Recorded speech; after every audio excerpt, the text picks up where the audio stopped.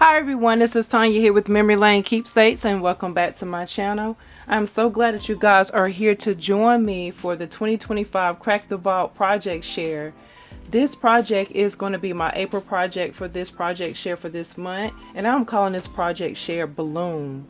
So I have created with a new stamp, actually 2 new stamps and some other products that I have in my stash, and I'm so excited to share with you all today. So this project is a project that I thought was really cute and great for spring, and so I decided to use my new stamp, which is the Picket Fence. This is one I've had in my stash for quite some time, and I have not pulled this out before, and I'm so excited that I got a chance to use it. Beautiful girl image. It's a girl image that has a set of headphones on her head, and she's just basically in her groove. So this stamp is called Keisha. Beautiful, beautiful stamp. So I used this image today, as well as another stamp set that I have never pulled out before, which is by Spellbinders. This one is called Spring Quotes. So I used one of the quotes from this set here. And in addition to that, I also use these adhesive gems that I got from one of the Hobby Lobby clearance specials that they had months and months ago. So I was glad to be able to pull some of those out and put them to good use. So when I first started my project, I always try to think about how I'm going to move forward and be creative. And so what I decided to do was go ahead and stamp the image just on regular cardstock paper. And this is like a really flimsy, this is actually scrap paper. That's why you should hang onto your scraps. This particular piece right here was just stamped with using the VersaFine ink. So I used this right here. And so I stamped it first just using that ink, and then I decided I wanted to emboss. So then I went back and I did the embossing, and you can see how shiny and how vibrant the embossing definitely takes the stamp image up. So this is the stamp image here, and this is the embossed image, and you can see that gloss as I move the paper. What's really great about the embossing is it gives that texture, so you can feel the embossing is real smooth to the touch.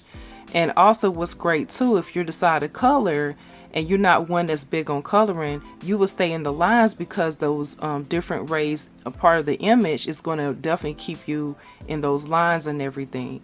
With that being said, I did use my clear embossing powder, which is really awesome. And then you always want to make sure you have an anti-static pack when you are doing embossing. That keeps your different lint from getting all over the place. And I'm going to show you what that looks like here. This is what the anti-static pack looks like when you rub it across your paper. So it's really good to have this on hand. You can pretty much get that from any craft store or online. So after I did that, then I decided how did I want to go ahead and color my image. So I always try to create like a little palette. And so I chose to use my Spit in the War markers. And this is what I used here. And what I did was I pretty much did like a color guide. And so I used the Cocoa Spit in the War for the skin tone, the EB5 Spit in the War for the hair, DR1 Spit in the War for the lips, the olive green for the eyeshadow, and the paper piece, and I used some scrap paper that I had in my stash, and that's how I created the pattern for her attire as well as her headphones. So that's my little guide there, so I will always have that to reference from. A lot of times what I like to do is do something like a color guide like I have here in the pattern paper, and add that to the actual image on the side. So I'll probably go back and do that in my notebook later. But that's another idea for you there, to kind of keep reference on how you design and what colors you use, so you can go back and use that as a guide. I think that's just really good, so that way you don't have to rack your brain like, what did I use to create that card, you know, at the time that I did it. So it's better to go ahead and have that down as a memo note. Then this is what my paper piecing looked like. This is the scrap that I used here, and you can see why I stamped that image. And all I wanted was basically the shirt that she had on, as well as the headphones. So I already cut, as you can see, these pieces here, so I stamped it twice. So I went ahead and I cut out the blouse or the shirt there and the headphones, and that's what gave me the image or the pattern look from that. So if you want a paper piece, that would be something that you can do, and it looks really, really good. So after using all those things there, this is what my image turned out like. So I decided to make a card, and this is the finished piece right here. Look how beautiful this turned out.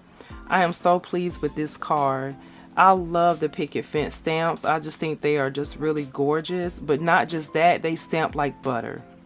So as soon as you put the image down, it just looks really, really good.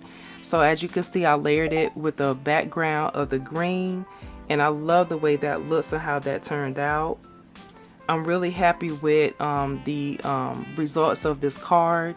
And then you can see where I use that stamp quote that says, "Spring adds new life and new beauty to all that is." That is absolutely gorgeous. And then I did add one of the green diamond dots. This is shade 5008 to her shirt right here, as well as right in front of the spring. And then you can see where I use those adhesive gems just to add some different bling and another look, so that's not so much empty space right in that area there. But I really like the way this turned out, and I love the layering because I feel like your eye kind of goes throughout the whole card versus just one place. But yes, this is an absolute beautiful card. And look how I did her makeup. Oh, I love, love, love doing that to my girl images. But like the Boston just definitely adds something really special. You can see it again as I move the card, how it shines right there. Very vibrant. And the inside I did leave it blank because this is going to someone really special. I decided to do that so I can think about what I want to write, because it's going to be a personal message to that individual. But yes, this is my card for the month of April. So I'm so happy to be a part of the 2025 Crack the Vault collab. Make sure you check out all the other ladies that's in the description box. Make sure you go over and show them some crafty love and let them know that I sent you over. Alright guys, I will be back for the month of May to share with you what I create for Crack the Vault. You guys have a fabulous day and continue to be awesome. Bye bye.